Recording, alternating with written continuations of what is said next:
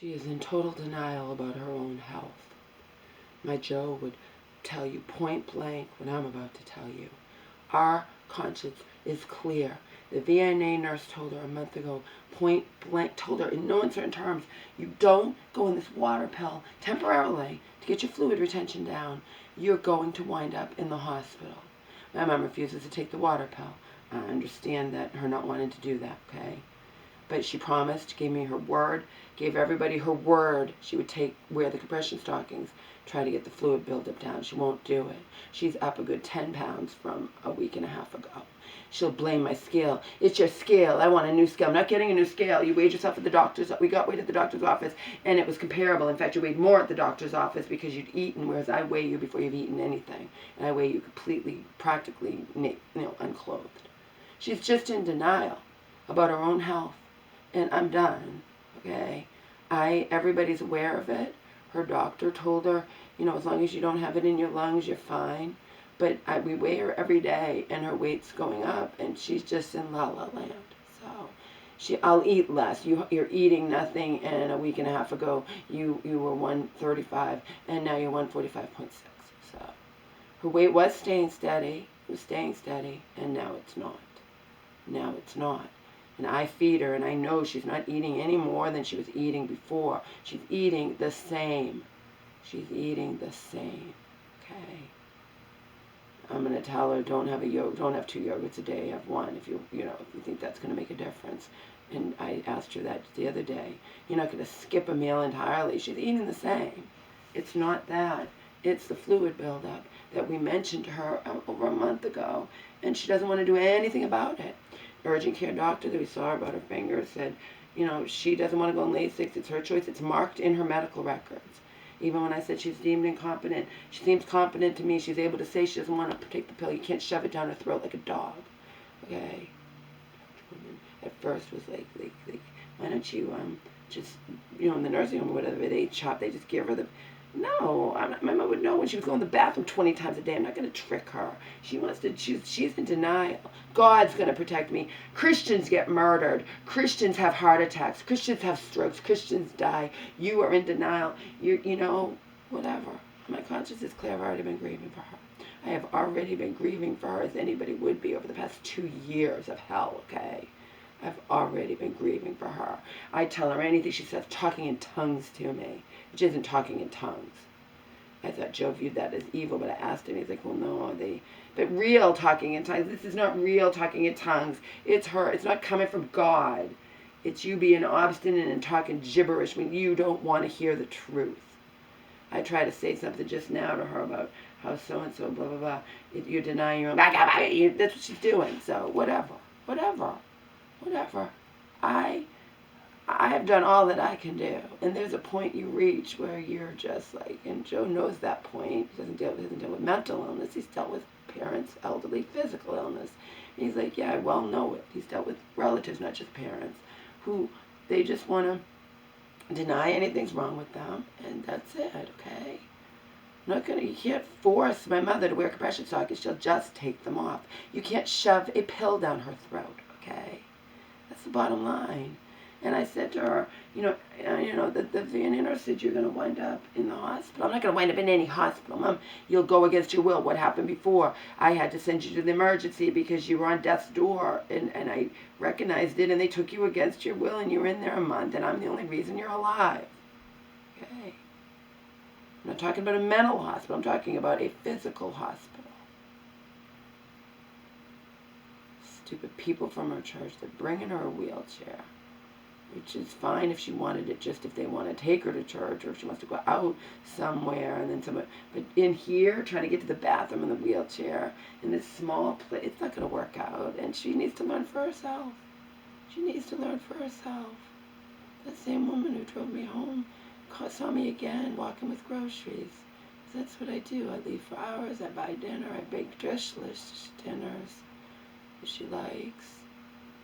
She doesn't have extra salt. We can't, the only thing to combat the fluid retention is reduce the sodium. I mean, I don't know, she's not eating, we eat pretty healthy, we're not eating all processed stuff. But regardless, it doesn't matter. I was so happy when her weight was staying the same and she was eating the same. I'm the one who feeds her. Her weight staying the same. She's not eating any more. She's not eating any more than she was, and her weight's been creeping up. So there's nothing that I can do. As long as medical professionals, like a long time, 17-year primary care physician, is aware of it, that, you know, and when I talked to the VNA nurse, it was so nice. We left out with these people. Our conscience is clear. I whispered to her, we're telling her this, and she doesn't want to listen. Our conscience is clear. She's like, you're right. It is, Laura. Our conscience is fucking clear. Anything happens to my mother, she made this choice. Okay? She's in denial of her own precarious health. And as long as it's not in secret, then that's it. There's tons of people that choose whatever they choose, and you can't say, well, she can't choose it because she's mentally ill. She can choose it. You can't shove a pill down her fucking throat. She's aware of her meds. She says them to me, benztropine and Entresto and lorazepam and metoprolol. And she says her night ones. We should throw in gabapentin and Zyprexa. She knows her fucking meds. She's not taking the water pill. She doesn't want to. She's choosing that. We saw her doctor on an emergency thing. You know, no, we had an appointment we didn't know about. It was from Medicare, something that had been scheduled, but it worked out good. And because at first we had to see as a system. I mean, she got out. You always see within a week when you're in any hospital facility, nursing home, whatever. We cut back on the statin. Now we're off the statin completely with her doctor's blessing. He doesn't care. He says she doesn't need it, and that's it. It's not causing the fluid. It's whatever. She has heart problems. She's in denial. Okay, she has heart problems. She's in denial. I need to get her into her heart doctor. Okay. She has milfrazzle. She was up today and she didn't wake me up, and I accidentally had the alarm set differently. And I told her, I'm not going to talk to you the rest of the day. I'll blast my music in my ears if you talk to me before you're done eating. So she kept talking to me. Can I have a bathing suit? It's almost the end of summer. You're not having any bathing suit. We're not going to any pool. You're not going to any beach. You're not having a fucking bathing suit. We'll get you a new bra, and not in the bigger size. And you already have your phone out there. Your phone is out there, so leave me alone. Your phone is out there, so go and leave me alone. Go to the bathroom or go watch TV. Go to the bathroom or go watch TV. Your phone is on the couch. Your phone is on the couch. I'm drinking my lemon water. Leave me alone.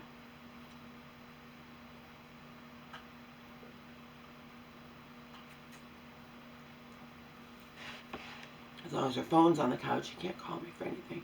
She kept trying to talk to me during breakfast. Her breakfast was really late, but that was because she was up since 7, and something happened with the alarm. The alarm's not foolproof. I can make a mistake with the alarm, think I'm setting AM for PM or have it on something happened. I'm setting her phone alarm. I hate my fucking jitterbug phone. I'm setting her alarm, and something happened with it. The phone's fully charged.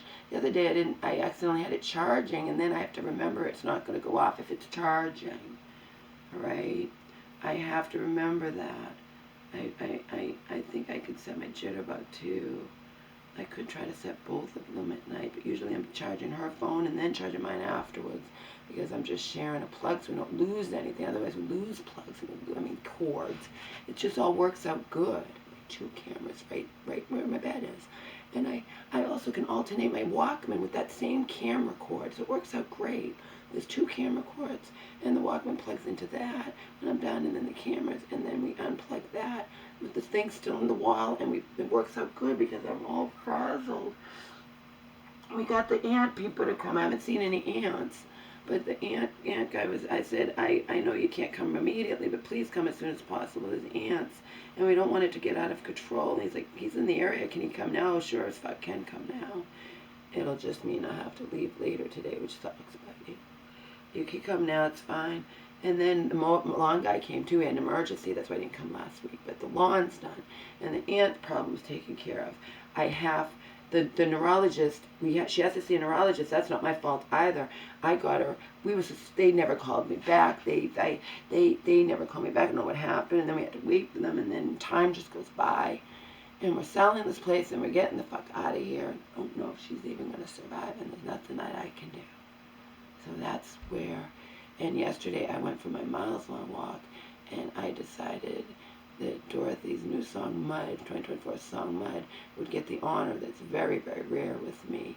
I listened to that song nearly my entire around 4-mile walk. I listened to Mud over and over and sang it out loud over and over and over again.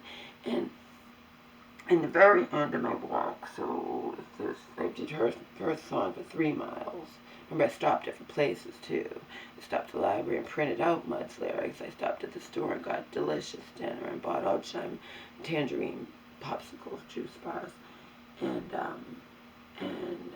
we needed mayonnaise. We have to have mayonnaise because it triggers me looking at that crock pot that when she was out of her mind crazy and cooking everything under the sun, adding in sardines to this mixture, and she added my old meal that I planned to throw away, and she's lucky she didn't get sick that time. It was disgusting, and she was insulted I wouldn't eat it, and I look at that crock pot that it's burnt up a little bit on the bottom because she had it on high heat, and she's just crazy. And now she's talking in tongues to me, and I blasted Mud, and in the end I blasted Spillways, and I blasted Spillways. And what else did I blast towards the end? I think I blasted all my life, I'm not sure, but mostly I listened to Mud over and over and sang it and got the lyrics, and I was mostly right about the lyrics. But I thought,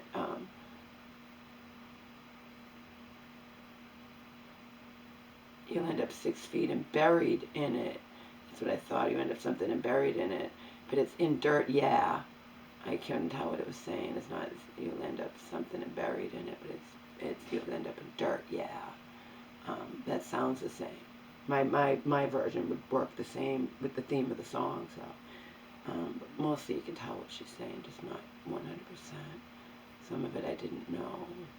Some of it I couldn't tell what she was saying, but that's my favorite song of hers. That's what's going on. That's her reality. Reality is, and she's denial of her own health. Reality is, she's not out of her mind, incompetent, but she's not having a commode. I put my foot down. I want nothing to do with the church woman who wanted to talk to me about her having a commode, and I don't want to talk to her at all after her gaslighting of me, saying she got back to me, and she didn't. And she doesn't care. The point is, if she thinks she got back to me and she knows I'm upset with her, if she was a friend and she would have contacted me and saying, I thought I got back to you. I'm sorry, maybe I didn't. No, I don't hear from her for 8 days until my mother wants a wheelchair and a commode, and then it's like wanting to talk to me. No respect for me when she knows I'm upset with her because I'm just her fucking slave and I'm just to be walked all over and have no rights and no life. And if so-and-so wants to talk to me, my mom's going to force me to and put me on the spot. And the other night I came home with my troubles coming still blasted in my ears. And what was the troubles coming blasted in my ears? Some song that I like, love blasting in my ears. And luckily I could have that blasting in my ears and still keeping my high of walking for miles and escaping her madness. And she was on the phone, and then she's like, do you want to talk to her?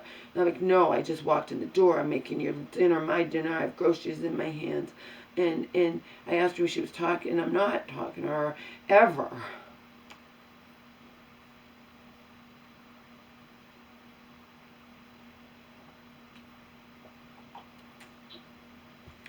Christians, supposed Christians, die.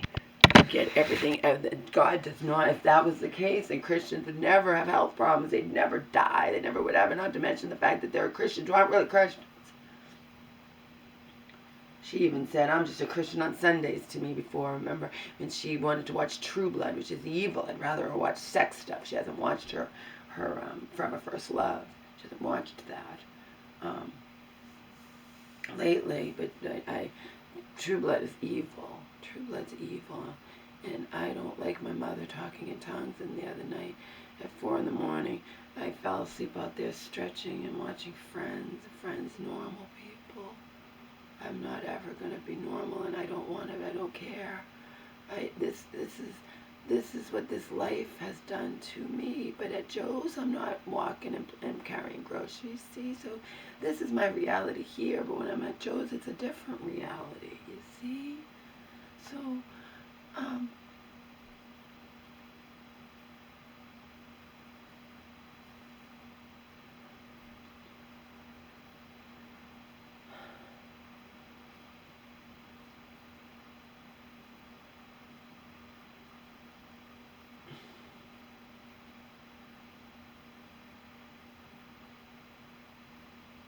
anyway, the other night, I was stretching my legs, which I forgot to do last night. Watching Friends, fell asleep, stretching my legs. She woke up at like 4 in the morning and was trying to talk to me, her usual rude, selfish self. She lost her privilege of going outside. All she had to do is sit there in silence. She'll never sit in silence, even when I beg and plead. And then when I tell her I can't hear her, she'll still mumble. It's just, I'm not, yes, you are, I don't want to hear it. But when we're bloom bossing, listening to her music that I like, she's not asking to listen to Christian music. We're listening to yesterday and today. It's gonna play Bonnie Tyler. It's gonna play, all songs, the new and old, and she has different stations like that. There's lots of different stations.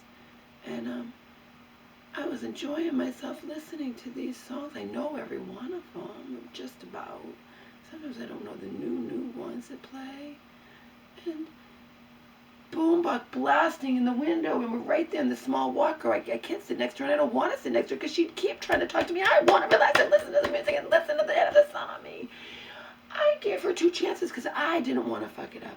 And then the third time, you're never going out here again with me. And of course, the next day, can we go outside? You're never going outside with me again. Have someone come over. Have the person from church, have the pastor's wife come over. She could sit with us for hours and talk. All you want to fucking do is talk. You're in front of me. I can't hear one word you're saying except mumbling.